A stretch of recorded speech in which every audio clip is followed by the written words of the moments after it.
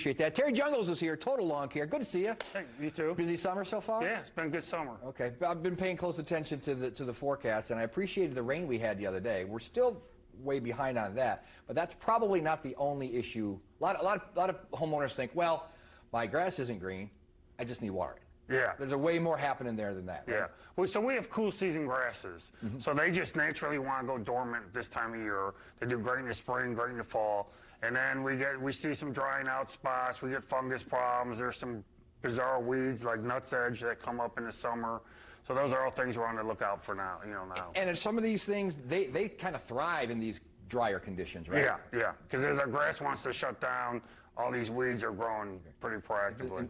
Important that you say it's going dormant, it's not dead. That's correct. So it's dormant, it's still respiring, so it still needs water. Even if you think you don't want to mow and do all that kind of thing, you still have to water once every 10, 12 days, something like that. You can have a healthy brown lawn, but you don't want you don't want it to die. Okay. You talked about some weird things coming up. You brought some pictures for us here.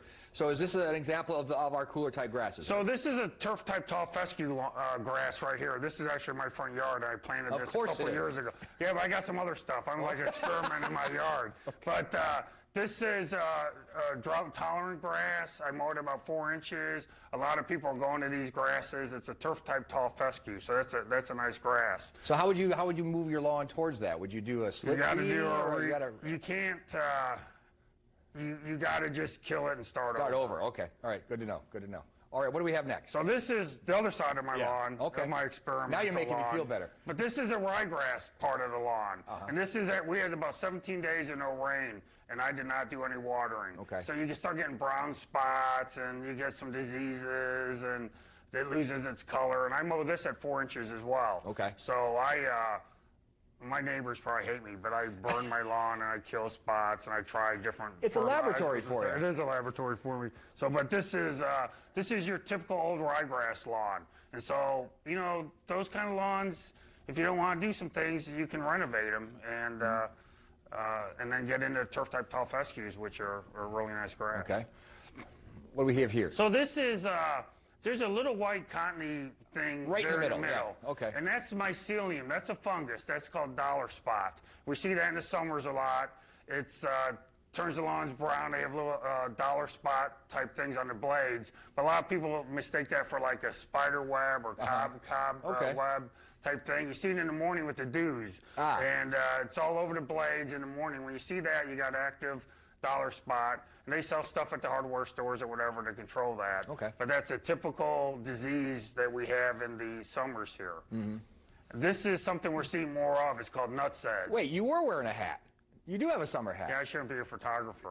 But yeah, I was having to be walking down the street the other day, and I saw a bunch of this, and we're seeing more and more of this. Yeah. This is a sedge plant. It's not like a typical broadleaf. Is that what you brought into? Yeah, and they're triangulated.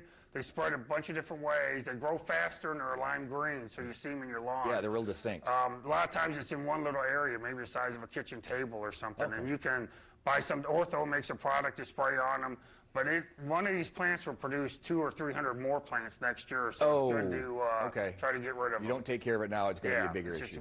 Okay. Hot spots, huh? Hot spots. So a lot of times we see in particularly newer construction, there was leftover construction debris. And if you stick a screwdriver down in there or some type of knife or whatever, you can stick it down in next to a driveway or a sidewalk, and you can feel the gravel and stuff. And that product next to it, it just heats up all day and it never cools off. Okay. So it cooks the grass from underneath. And sometimes we even see things out in the middle of the lawn. A piece of plywood was left or some shingles. Or something got sodded over. Yeah, just got sodded over. Huh. And lastly? They poured a foundation here, cooked from underneath the concrete, so it wasn't buried deep enough. And it just ends up cooking the grass from underneath. So those are just hot spots that if you have them and you know about them, try to throw a little more water on them than you would the rest of your lawn. Okay. And even syringe it a little bit, like putting a cool washcloth on your face. Sure, You okay, in the there's middle like of the that. day, just throw a little Just water on it, just cool it Get that down. down. And quickly, you're mowing at 4 inches. You recommend that for this time? I of year? do this time of year. You know, I mow high, and you know, and then if you wanted to go dormant, there may be times 2 or 3 weeks that I don't even mow my grass. But I just let it get long. A lot of people watch sporting events where they just put a thermometer on the ground and say it's 20 degrees warmer down here on the Right, turf right. than at my knees, you know. And so it gets a lot hotter. That helps shade the grass and keep the moisture in. Great information as always. Appreciate your perspective. TLCindy.com. We'll put a link on IndyStyle.tv. Good man. He can make your lawn green, at least until it goes dormant. But there can be healthy brown too.